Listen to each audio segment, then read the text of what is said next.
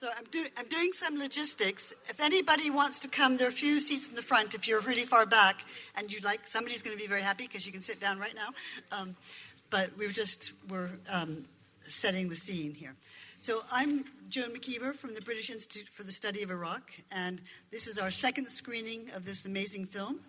And we're very honored to have Edwin Shuker with us, who will be doing the Q&A afterwards.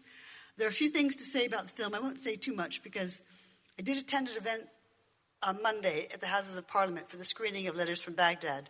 And the person who introduced it basically gave the whole history of Gertrude Bell. I'm not going to do that about this film because you will learn it from the film, which is amazing.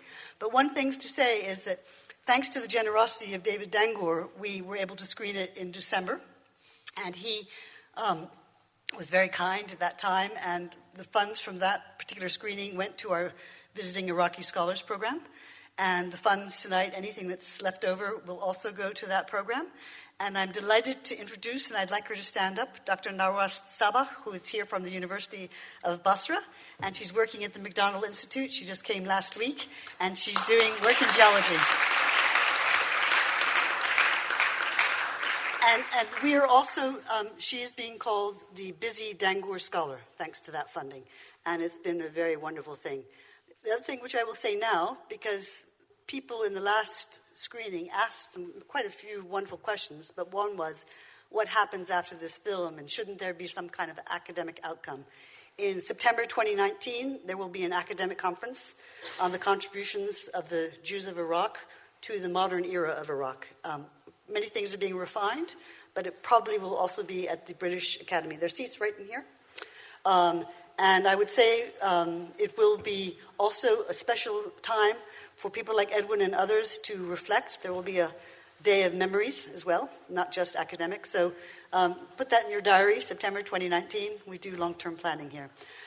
Without further ado, I would like to say thank you all for coming. Thank you for participating and helping support our programs. And we would be very happy if any of you wish to join the BISI as members, because that's another way of keeping in touch with Iraq and the research work we do and many of the other programs like Visiting Scholars. Enjoy the film.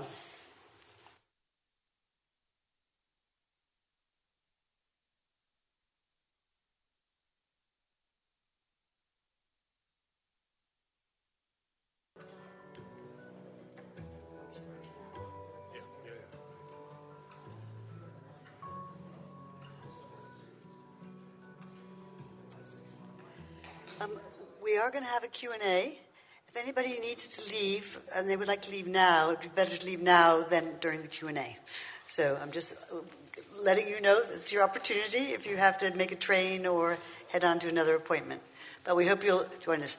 As you can see, the gentleman next to me, Edwin, is the star of the show. And it's an amazing opportunity for us to have him here. He was here at our last Q&A, as well as David Dangour. And Fiona Murphy managed to come in December as well. But we were so happy when Edwin agreed to come, because I can tell you it's really important to hear and ask questions. Ali Khader, who's our busy executive officer, will be handing around the microphone. Please, we're going to record the question and answer, so we ask that you wait for the microphone for your questions so that it can be recorded. Thank you very much. I'll stand up.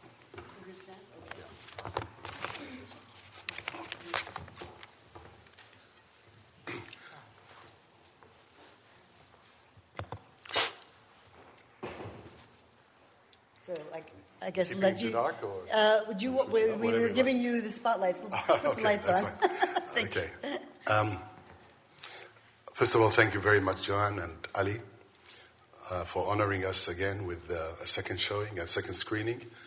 I don't know what to say now other than this was a film. Was Fiona Murphy, the director, devised it, thought about it, scripted it, and I'm just a passenger on it. So, but my role in it is more than just a few clips that you've seen. It all started for me, this journey in 1990s, when I was telling a story I was telling the story of how I escaped from Iraq, what it meant, the 3 days of hell, the Kurdish people helping us, going to this one. And then somebody who was a sub-editor of a national paper came to me afterwards and he said, Mr. Shuka, this was fascinating. I just didn't know there were Jews in Iraq. That simple sentence changed my life. I, who grew up there, I, who was there and saw the cemeteries and prayed in the 5 shrines of my senior prophets, saw what my people have done, in my lifetime, I've been already written off as a people who changed civilization itself. My people were there for 2,600 years, fully 1,200 years before the Arabs came to this part of the world. And we lived with the Arabs side by side, neighbor by neighbor, for 1,400 years. Yet, the combination of what you saw, and I think Fiona did a fantastic job in an hour, giving a taste and a flavor of what really happened to that community. The 90% of them that went to Israel in 1951, they were pushed to a state where they could not absorb them, and my grandparents were put in tents.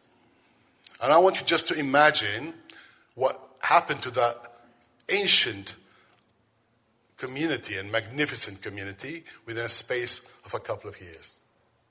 So my grandfather, he's a Tajir, he's a sheikh, he is a proud Iraqi and a proud Jew, a merchant, maids and servants and houses.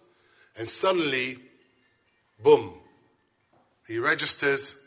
The next thing he knows, every single thing that he has been frozen, has been taken away. He put on a plane with his 3 suits were allowed, the men, 4 dresses, the women, 1 single ring, 4 books, and so on and so forth. And he finds himself arriving to a state he doesn't know. He only read about it in the Bible. But now, where is he placed? He's placed in these tents that you've seen. And in these tents, he spent 6 years. But their children, my uncles, my aunts, were taken right as they arrived, because the people were there, wanted to help, and they saw, as you saw that clip, that absolutely, I shudder whenever I see that clip about how they were seen as barbarians, as uncivilized. They were then, the kids were taken and made into Europeans, basically. And a kibbutzim, with all good intention. I'm not here to criticize what happened. But what happened to these kids is whenever they went back to these tents, they saw their pathetic parents sitting there in their Arabian suites, listening to Kulthum for 6 years. And so Iraqi Jewry, this Babylonian civilization, lost all its physical assets in 1951, and then all its spiritual and its legacy and its moreshet in traditions were lost a couple of years later. We who stayed behind, and as you saw how we stayed behind, are witnesses to another part of the final chapter of Babylonian Jewry. And before I take a question, I just wanted to tell you that one of the most touching experiences I had was to show this film in Israel a couple of weeks ago. We had I screened it for 4 nights, full houses, 400 people each. But what was amazing was the reaction. The reaction of those Babylonian Jews who are in their 80s now, the young Iraqi origin Jews who are Israeli now, the Israelis themselves who are not Iraqis and not Oriental. And what was shocking for them was seeing these scenes. So they lived for the last 70 years thinking the Arab is my enemy. The Arab wants to kill me, and I kill him or he kills me. And yet now they see another story here. They see that we actually carried on living with them side by side in partnership until the very last end. That was shocking, and the reaction was shocking.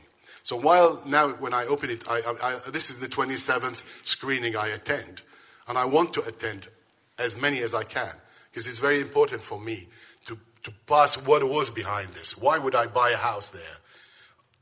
Why would I go back? But what was interesting is the type of questions that each place we showed it, whether it was in America, whether it's in London, or whether it was the British Institute, the type of questions were so very different.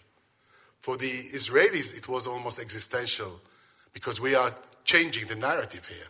We are saying, that happened, a small period of a very long time. And you know what? Yes, it's possible to go back. And you know what? I long for it. And you know what? I want to pray at my prophet, and I want to see my house, and I want to see my synagogue. I wanted to share that with you before we start. So now that I did, very happy to answer any questions you have, and I will put my own take as well during it. And Joanne will signal to me when the time to finish will happen. Anyone would like to ask? Sir, please introduce yourselves as... I'm Muhammad Amin, the co-chair of the Muslim Jewish Forum of Greater Manchester. And I have a dream that one day Jews will be free to live everywhere in the Middle East. But do you think that can happen before a settlement of the Israel-Palestine dispute or not? Do I think that? I think that I would like to think that before I leave this country, I leave this world, something will happen in the next few years. And the reason why I say that is because we have now a generation in Israel of Iraqis. The vast majority of them have never been in touch with an Iraqi Muslim. And we have Iraqis in Iraq who have never seen a Jew. This is very dangerous. This was the case, by the way, up to about 10 years ago. And it was almost people written the last chapter. And that's why our efforts now, those of us who have been and who have seen, who lived and who drank from the rivers, are doubly putting the effort in.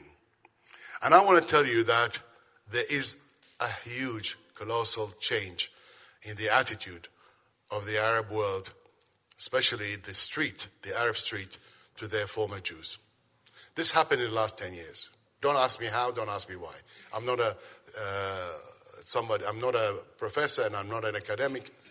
What we saw, that suddenly, once the Arab Spring came into being, call it what you want, but the Arab guy today has a smartphone, and he has access to news, and he has access to the truth. And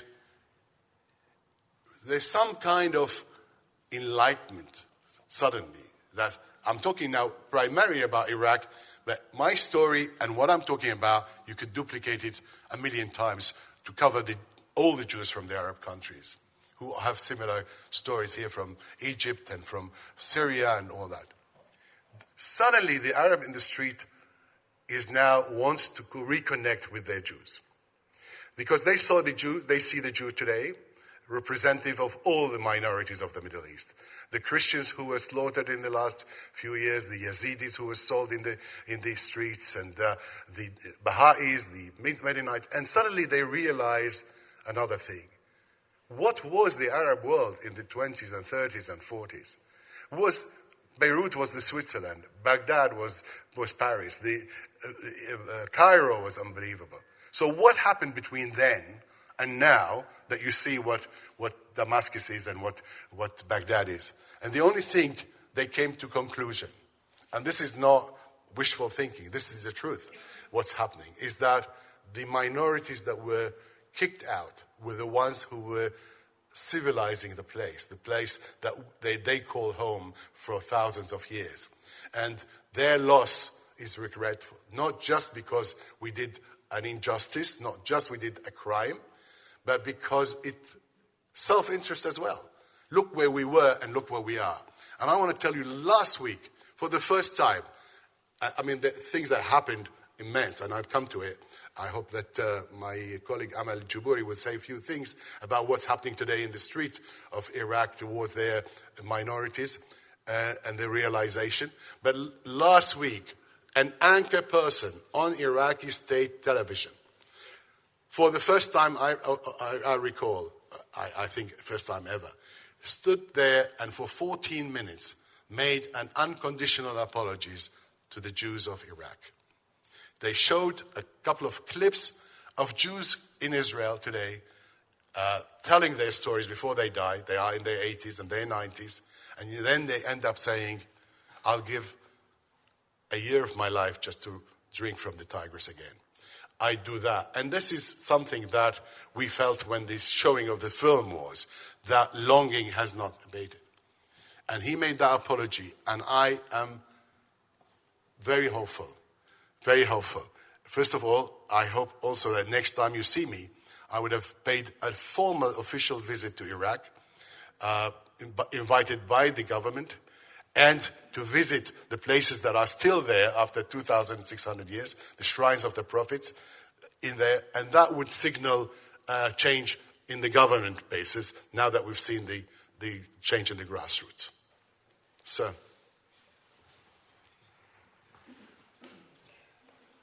Hello, my name is Fiona. I'm from Erbil. Excuse me, I don't want to be biased, but I would like to know your experience so that you can tell the crowd about what made you invest in Iraqi Kurdistan. And to answer with a little comment about what happened, that things have changed in Iraq, I think we can look back what happened recently in Iraq. I think the surge of authoritarianism that first assimilated the Sunnis, and now they are trying to roll back all the experiences. That the only success story of Iraq in post-2003 is very telling. Thank you. Are you asking about the Kurds in particular? Yeah. Well, I owe it to the Kurds for saving my lives, and I have to mention it every single time. Because the person who actually got me out and my family, and for no money, for no nothing, held on me as that moment when he actually put us outside the border of Iraq. And he told me, he looked at me and he said, I need you to promise me that every single time you talk about your escape and the saving of your life, you mention how the Kurdish nation, for humanity's sake, for the relationship with the Jews, have saved you. And I kept my word, and I'll keep it today as well. That's one thing. Why did I buy a house in Erbil? Because that's where I felt as safe as possible. I felt between my family there. And what happened in the recent, since September, those of you, I think most of you would know, it's really a catastrophe in terms of the ambitions and dreams of the Kurdish nation. It, I think, went back decades. All the independence signs that they've managed to get in the last 20 years have all disappeared. And now I actually cannot go back to my home because Erbil Airport and Suleimania Airport are totally blocked since September, and no-go areas and all the exits to the outside world has now been controlled by central government. It's not a political place here, so I won't go further than I feel pain myself, but I hope that the central government will finally come to a conclusion rather than having yet another minority being oppressed.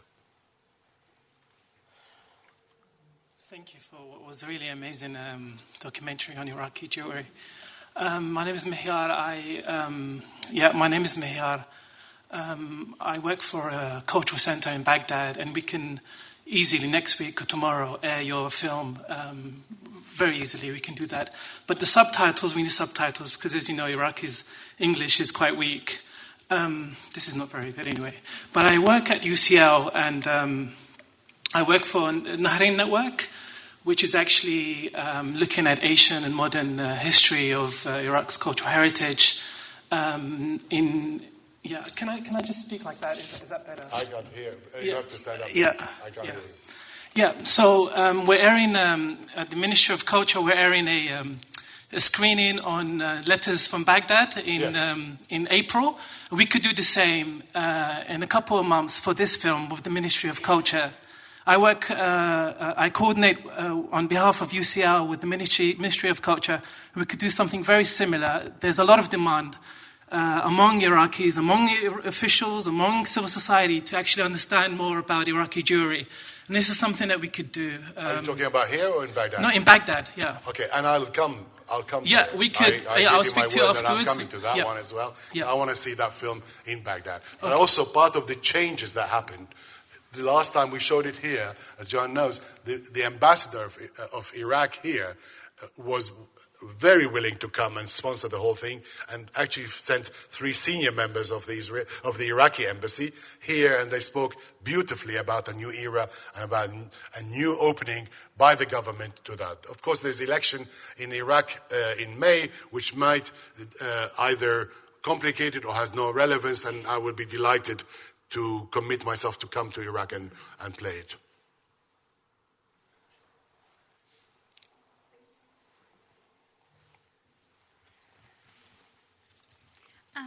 Hello, my name is Zara and I'm originally Iraqi, and I'm so proud of my history and culture that I am going to study archaeology, and I'm specifically interested in Mesopotamian archaeology, and I would very much like to go to Iraq. However, it's not safe. So did you face any challenges when visiting Iraq?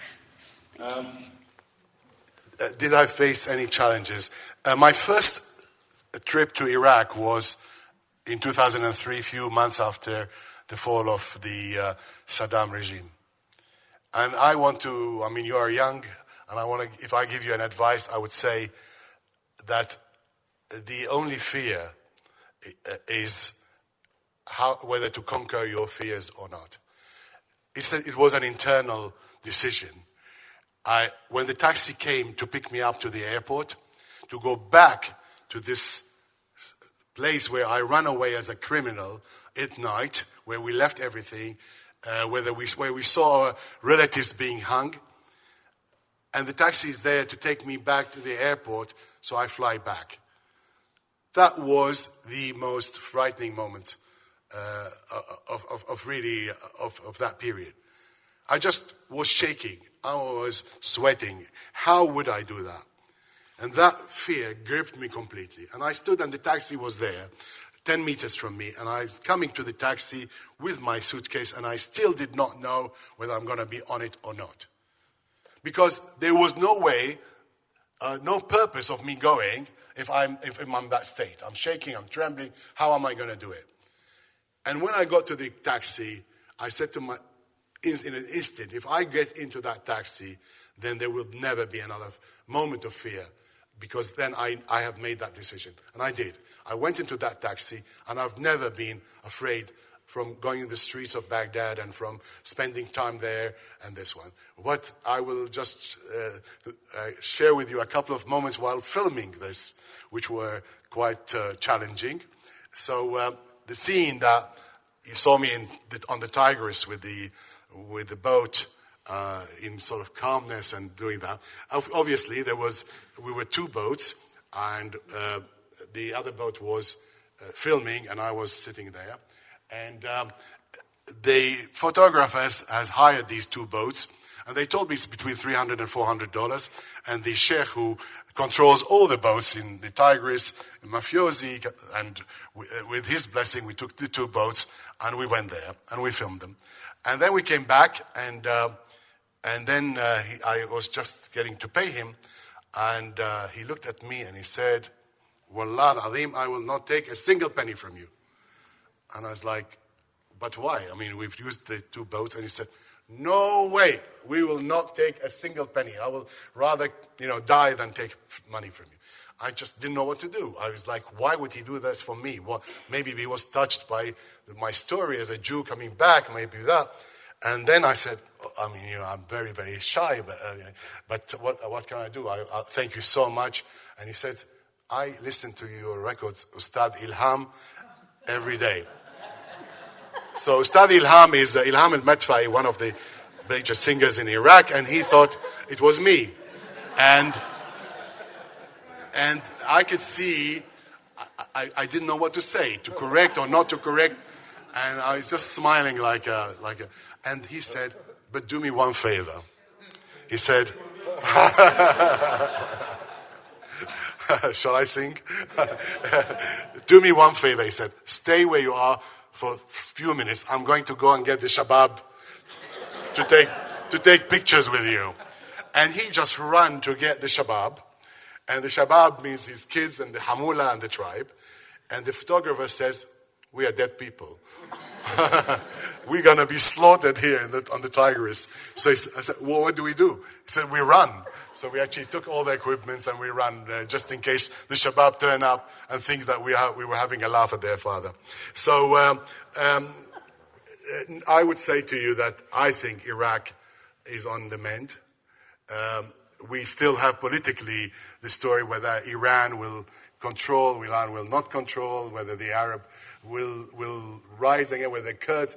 But the election's in May, and I just feel that there is some kind of global understanding of what Iraq is in the next few years. I'm very optimistic that safety will return to the street, and then we just need to extricate this culture of corruption that is absolutely blood-sucking that country over the last 15 years. It is epidemic. It is in every, whether you want to get a driving license or whether you want to write something, whether you want to deliver. So everybody now is on the take, and the thing is, especially comes in from the top. And how will that happen? I don't know.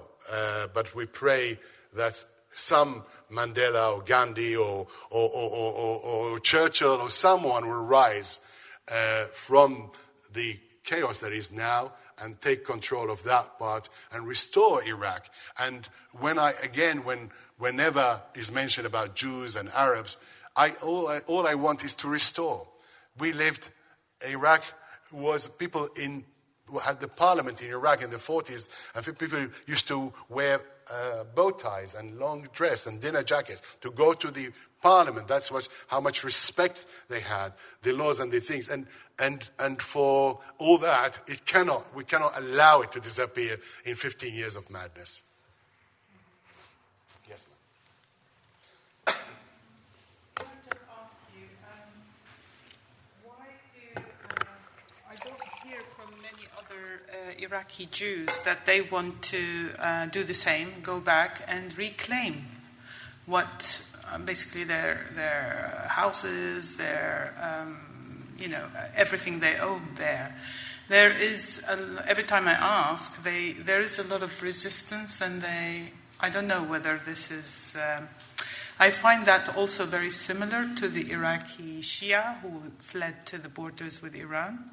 And they have the same fear of going back and claiming the people who are really, really the same exactly like your story, who have left with just their suits. And is it I don't know why, they don't go back, especially after, now maybe it's obvious, but at the beginning, like 2003, 2004, there was an opportunity to go back and get, what they... Great question. Absolutely great. And in the Holocaust, the generation of the survivors acted completely different than their children or grandchildren. My mother, when we sit and I ask her questions about her life, what was she thinking in 1951 when the immigration came? Because my mother stayed, of course, in Baghdad. What happened how did it feel about this, or how did it feel about the Farhud? My mother's answer is one sentence. My history begins in 1971 in London. I have failed miserably to extract any more beyond the sentence. To such an extent that I came back with pictures of the home we grew up in, and I said, Mom, I know you don't want to hear much, but just have a look at these pictures. And my mother, just tears in her eyes, said, do me a favor, just disappear from I don't want to see you know the pictures. Now, the other side so the people you've met here are all people who went through this trauma. In January 1969, what I just said here, so we were dancing as kids because the day was declared as holiday, and at 9 o'clock, the news came in that the spy ring was there and that the people were arrested and sentenced and were hanging in the public square of Baghdad and Basra, and should people go there? And then they started sending the names. And the names of people we go out with and we see, and some of them we didn't even know they were arrested. And we know that they were as innocent as we are, as you are. But they were actually, so that has a lot of things. But what I want to say about what's happening in Israel today is that second generation and third generation have recovered from that trauma to such an extent and say, who am I? What is my identity? I want to reconnect. And I'm talking about tens of thousands of people. I'm talking about people coming to me after the show, after the screening, and crying their eyes out. I'm talking about Nuria, which Amal has taken her, and saying, I survived. My brother was killed in the Farhud. My father was torn to pieces. But I will give anything for Iraq to go back and have a look. Now, of course, they need trust and they need safety. And I think we can provide that to them if everything goes to plan. And if, as the gentleman has invited me there, once they start seeing pictures and once they're seeing safety, I think things will change. Just to tell you about Germany and the Jews.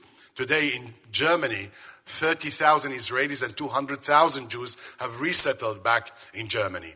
Now, that is the statistics I threw up at the screens, at the Israeli audience, when some of them, quite agitatedly and emotionally, stood up on the stage with me, took my microphone and said, what are you doing? What are you doing going back to the enemy? What are you doing buying a house there? And then I just said, things, if we could go back to Germany and who killed 6 million Jews, what did the Arabs and Baghdad, what did they do? In the context, almost nothing. And the hundreds of people that were killed, it pains. And I understand Danny saying my uncle was killed. I don't want to ever see anything like that. But I am looking at 2,600 years. I am looking at Ibrahim that was born there. I'm looking at my ancestors that wrote the Talmud. And I'm not looking at 1969 and Saddam Hussein.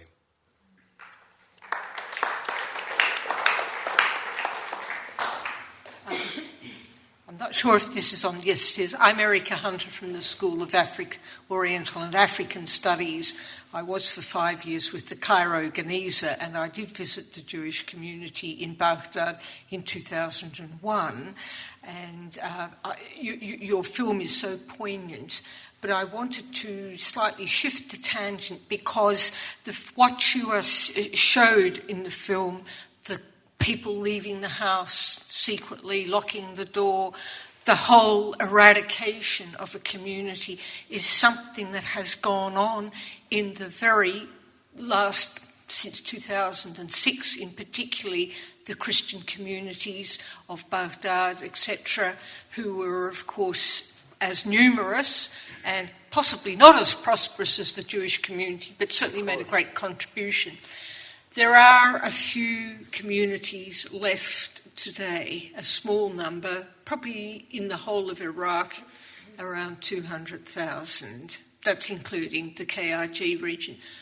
What message would you say to these communities who still remain from the experience of your society's community? What message would you say to them? I cannot give a message to a person, to a family sitting on the lines that having suffered Daesh, sitting in the line at Baghdad, going to the church and not knowing whether they'll come back or not.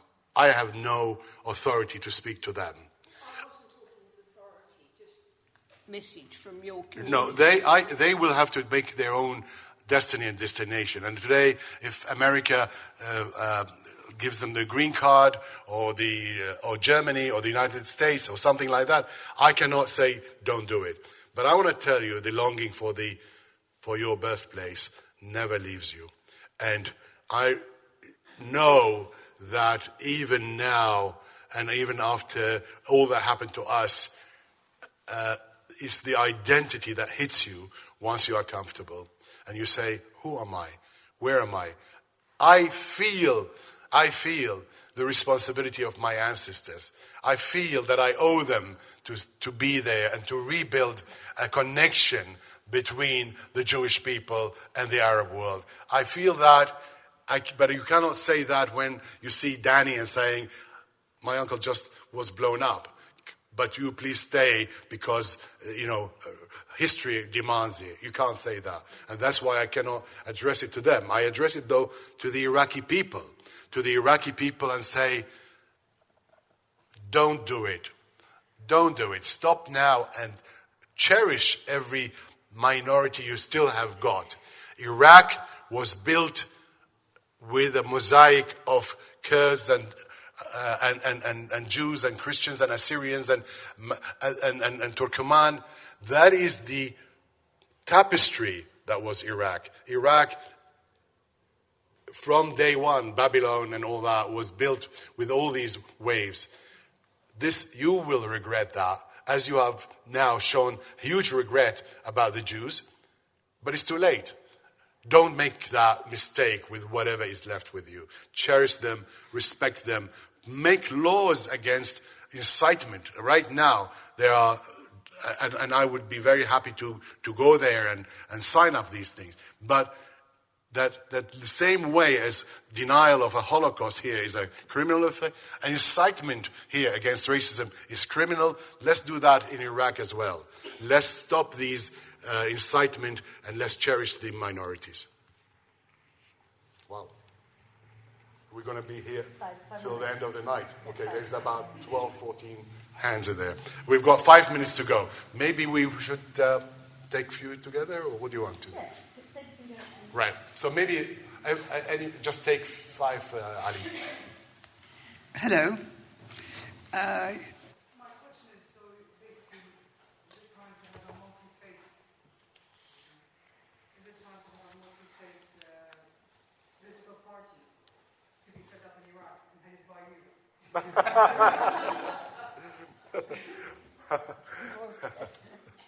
Thank you. We're taking several together.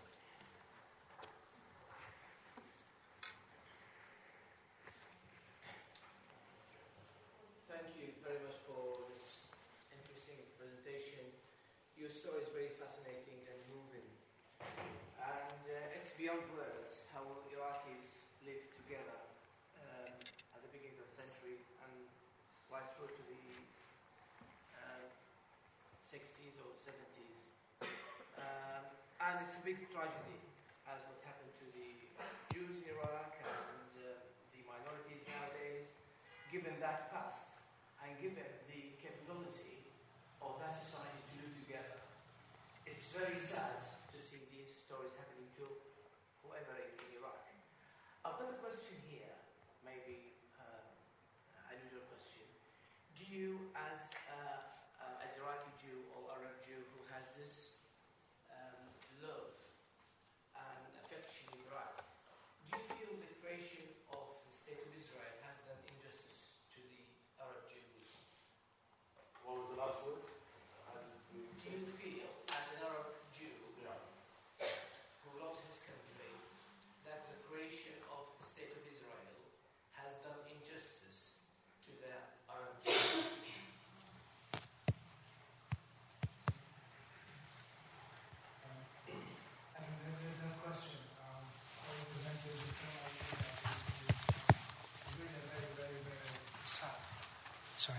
It's a very sad story in terms of history, in terms of suffering, and not taking away anything from that. But as an Iraqi, I can tell you that many other Iraqis, not necessarily Jews, not necessarily Christians or Muslims, have gone through something very similar to what you described. Right? And a lot of people left Iraq without telling anybody, otherwise they would be. So my question about the 5 million or so Iraqis who have left the country, many of which are qualified, many of which are very well-to-do, what you're doing is absolutely amazing in going back, but you're going back as an Iraqi Jew. And my question to you is that, do you have a slightly wider leadership remit here to say I'm going back as an expat Iraqi and start the leadership for Iraqis to go back, as opposed to limiting this to an Iraqi Jew? Thank you. Two more? Two more, and then Two more.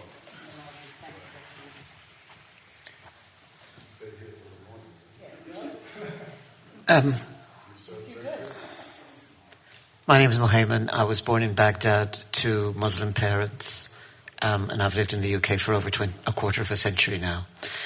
The question was, the synagogue that you found in Baghdad looked beautifully maintained and looked after. Who's looking after it? Who's funding that? And did you ever manage to find out who is the current owner of your old family home? And, I mean, again, it's worth preserving it for historical purposes. It's worth preserving your family home for historical purposes. I mean, is there such an intention or such a project?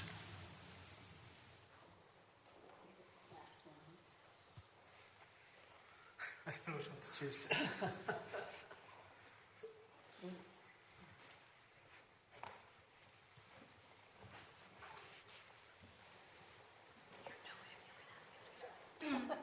Hello. I just had one problem with the discourse of the documentary and your Q&A afterwards. You use the terms Jews and Arabs as separate binaries instead of just saying an Arab Jew. So I just wonder if there's a problem with identifying yourself and the characters in the documentary as well. I mean, if you want to encourage coexistence and going back, would you encourage for the Jews to come back, or the Jews who happen to, for the Arabs who happen to be Jews, to go back?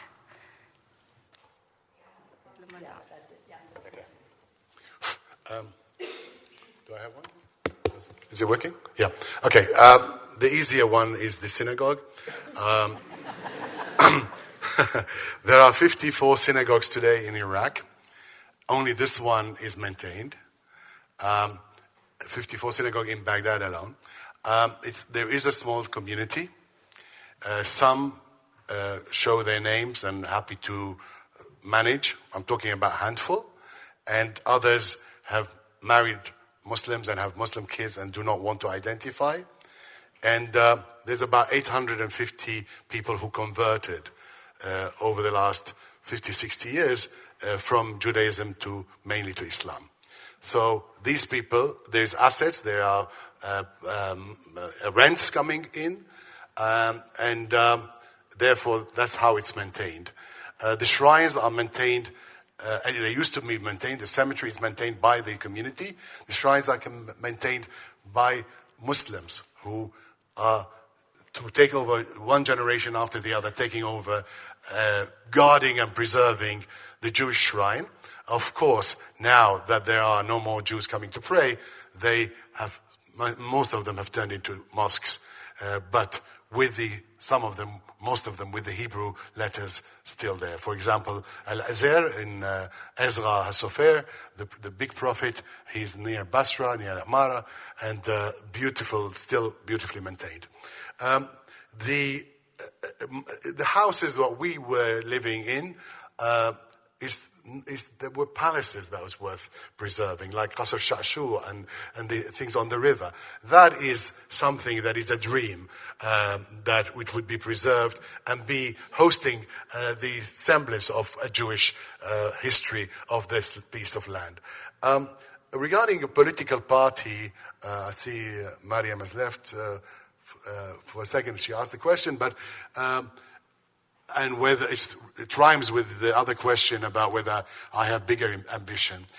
In 2016, I recorded a video to the Iraqi people in Arabic, 4 minutes, and I opened my heart, and I had tears in my eyes, because the language I spoke, it was not scripted.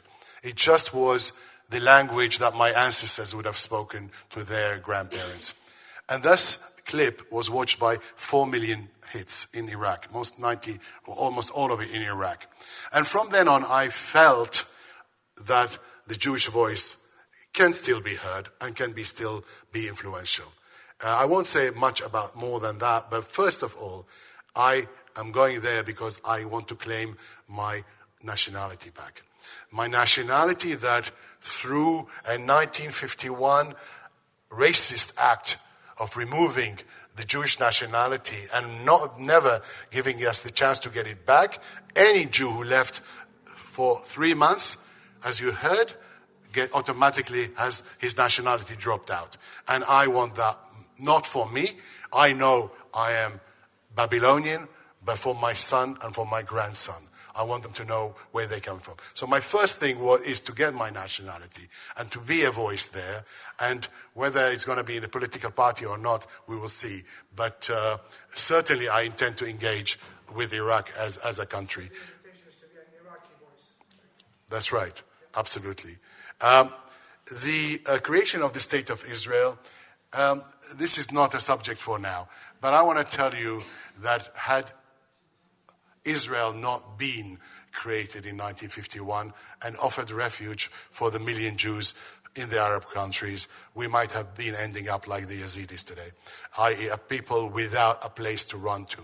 So it is, at the end of the day, 95 plus of all the Jews of Arab countries found refuge there by a combination of the Arab kicking them out, displacing them in 1951, and Israel being there maybe as a catalyst, maybe as somebody who pushed them into there. This is a historical thing that requires seminars about it. But I know what the question was asked, but I'm not going to say here now that had the Israeli state not been created, we would have been living today as we lived in the 30s and 40s. I can't say that. I cannot look in the future or the past. I can just say that that's where most of my people found refuge. I think, is there anything that I haven't answered? The Jew and the Arab. This is, and I want to finish with that. This is the beauty of Iraq. The beauty of Iraq was that the Jew was there for 2,600 years. And he kept that identity for 2006 in isolation and in exile. And in no other nation on the face of the earth kept its identity in exile for that long. And why? Because we lived side by side with full respect with the Muslims. This is my identity. This is your identity. We work together. We drink together. But these are the dimensions and these are the borders that you do not cross. I don't marry your daughter. You don't marry my daughter. I don't challenge your rituals, you don't challenge my rituals. And that was done not just with the Jews, but with the Jews and the Assyrians and everybody else. And that is the strength of Iraq. And if we could just sell that story back to the young people and the young generation of Iraq, we would have won the battle. I just want to end up with 3 thank yous. First of all, the Dangoor Foundation, which sponsored and paid for the whole film. And secondly, for the British Institute for hosting us, for giving us this forum, and we are grateful for you. For Amal Jabouri, who actually didn't say anything today for some reason, but this lady facilitated. But not only facilitated my trip, but actually she just wrote a book in Arabic called Hafart al-Tawrata Bayna Aynaya, which means that you have engraved the Torah in between my eyes. Why? You have to read the poetry to understand why she said it. But that was the brave thing. The same way as we got the apology from Hamdani, we got this gift from Amal, and we hope that next time we meet, we have even more good news. Thank you very much for your attention.